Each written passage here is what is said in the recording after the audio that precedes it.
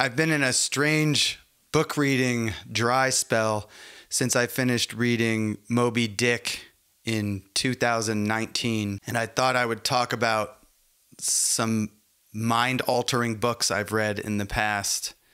Instead of 5 mind-altering books, I'll do 5 eras of mind-altering books. And the first era will be high school. And in high school, the 2 books that stick out are The Catcher in the Rye, because I had heard it was so legendary. I'd heard all about it. I thought it was going to be this advanced, sophisticated, Charles Dickens kind of Great Expectations thing that was kind of hard to read. I couldn't really find what. And then it turned out to be hilarious and very easy to read. And I didn't know that the feelings that I identified with in that book were something that could be universal enough to be in a high school book, high school required reading book for, probably 50 years. I think that book came out maybe it came out in 1950. And then the second book would be Walden. But when I read it, I didn't care.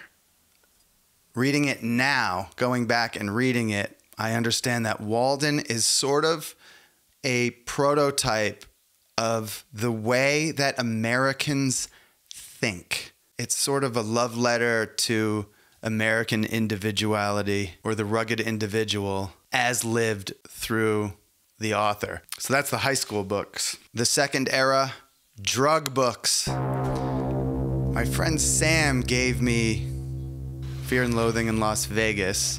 I was probably 16 or 17. And that just launched me on this insatiable Hunter S. Thompson phase where I read everything.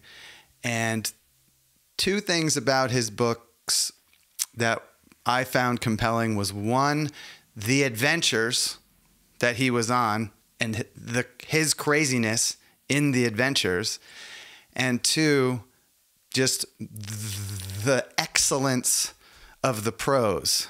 There's this book called Hell's Angels that he wrote before Fear and Loathing in Las Vegas, where he, as a young man, traveled with the Hell's Angels. And there's another book by Tom Wolfe called The Electric Kool-Aid Acid Test.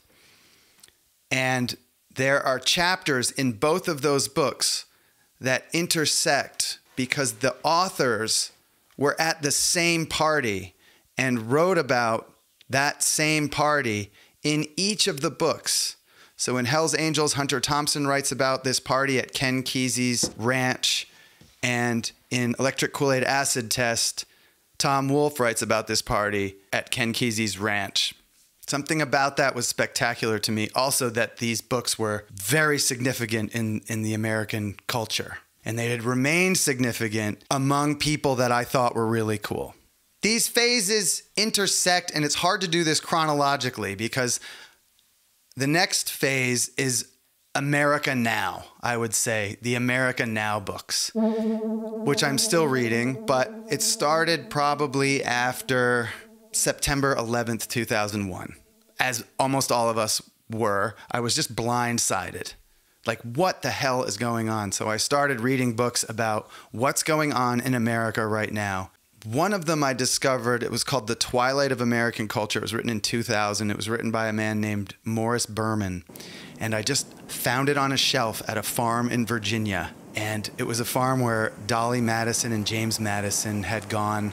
There was, the water there was supposed to have healing properties. So anyway, I found this book randomly. I just saw the title on a huge bookshelf. I brought it home. I read it. And that book came out in 2000. It turns out this man, Morris Berman, had written a trilogy of these books. And the second one was called Dark Ages America, and that came out in 2005.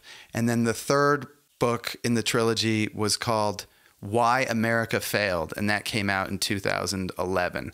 So The Twilight of American Culture is right before September 11th. Dark Ages America is right after, or 4 years after September 11th. And Why America Failed is right after the financial collapse. America has not yet failed as far as I can see, but it's on some kind of decline. And I think that these come in cycles, these these declines, I read this other book that I've done a video about called The Fourth Turning. That's by Neil Howe and William Strauss. And The Fourth Turning explains very plainly why and how history repeats itself. That book kind of helps me put the America Now books into perspective. I mean, there's so many of these. I've read dozens of these books. There's a book called Dark Money by Jane Meyer, I think is her name. There's many of these books, and for me, they're very fun to read because it explains all these phenomena that you just see in the news very quickly. And it also helps me sort of conceptualize what is this place that I'm living in. There was also this book that came out, I believe it came out after September 11th, and it's called The Culture of Fear by Barry Glassner. And this book sort of explained the relationship between advertising, the news, and fear. So the basic premise being that the news reports on terrifying things, and then advertising advertises things to make you less afraid of the world.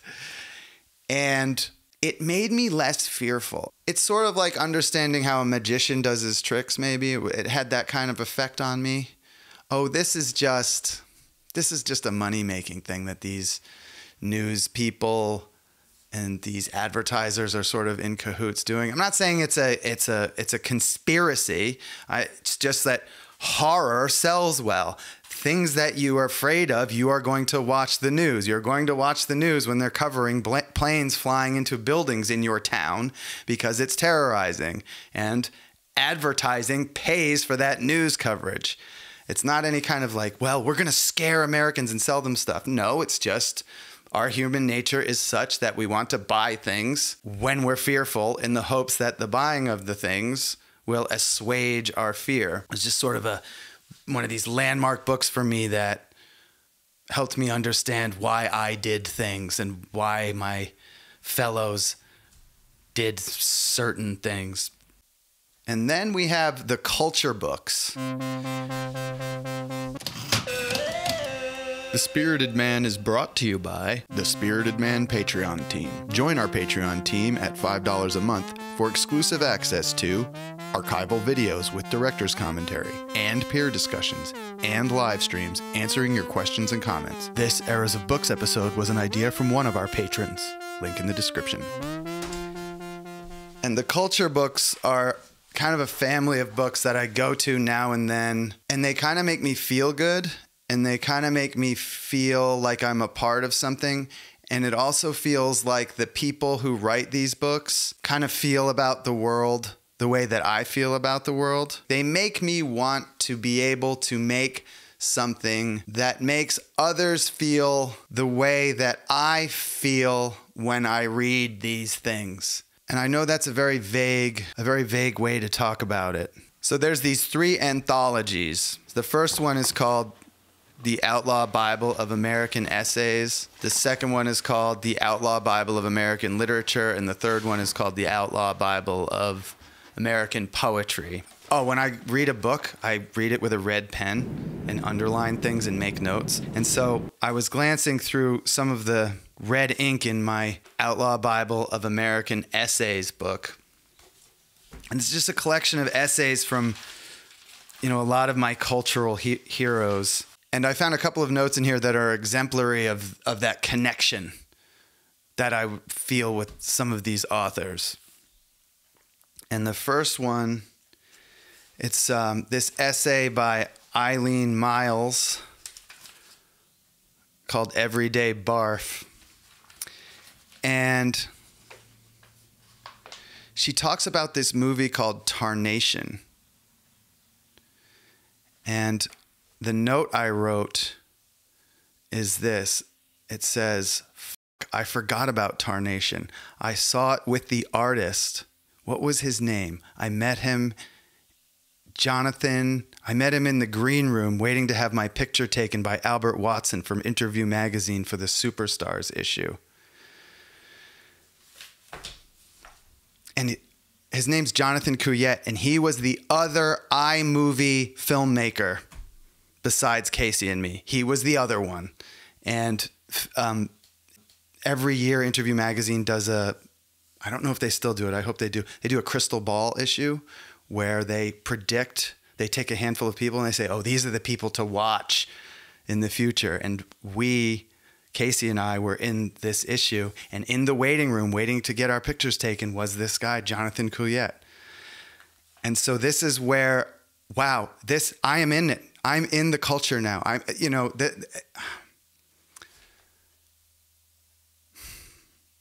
Reading that is like, oh my God, this isn't Hunter Thompson with the Hells Angels in 1964 or whatever year that was, 68. This is Jonathan Couillette. You've met this man. You've talked to this man. And I don't know what to say about that, but it's one of the rewards for these lives that we live, trying to make stuff. And another note I read, it was Tennessee Williams' story called The Catastrophe of Success. And the note that I wrote is this. I read this on 5/21/08, 1 week after meeting with Sue Nagel, the head of programming at HBO, with whom Casey and I have our first television series, on a plane to Paris, then Nice, then Cannes, where a film I'm in has been selected for the director's fortnight. All of us? Let's go. All of us? This is what it's like to take the stage at the Cannes Film Festival.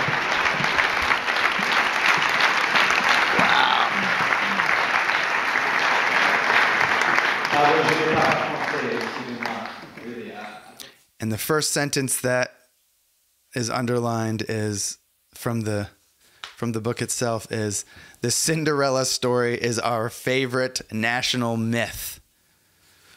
And the title of the story is The Catastrophe of Success, and it's Tennessee Williams, and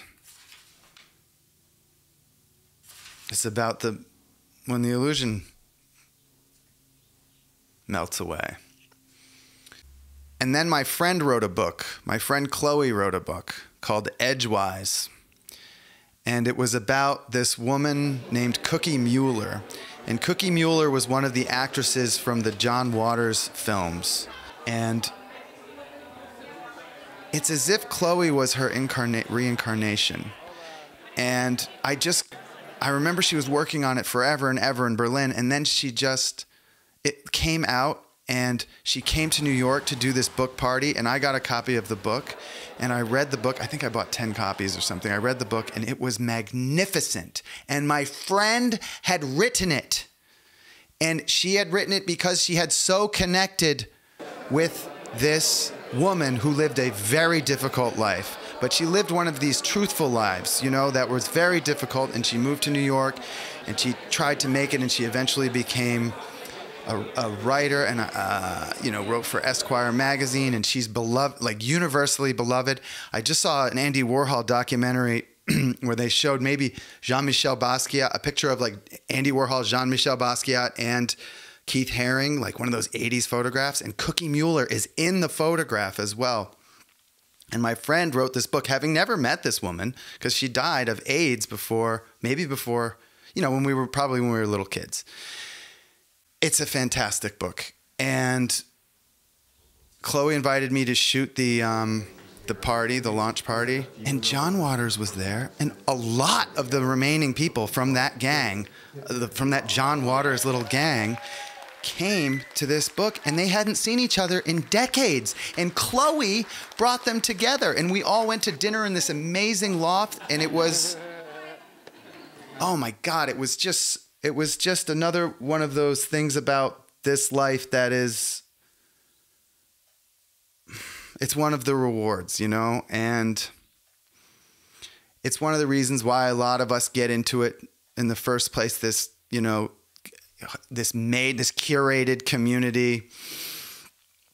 And I guess the book experience of that It was sublime. I mean, what can I say? I also read this book called Shop Class as Soulcraft, and that's where I got the phrase "the spirited man" from. And that's the book that sort of combines the bookworm with the gearhead. You know, and my current task at hand is to sort of try to understand what it means to be a spirited man. And the well is that book. And I hope this work that I'm doing now, making these videos, is a distillation of all of the books that I've read, mixed with all of the experiences that I've lived. And I just hope to contribute a verse. This week on the Patreon, archival videos with director's commentary on my Patreon right there. The link is right there.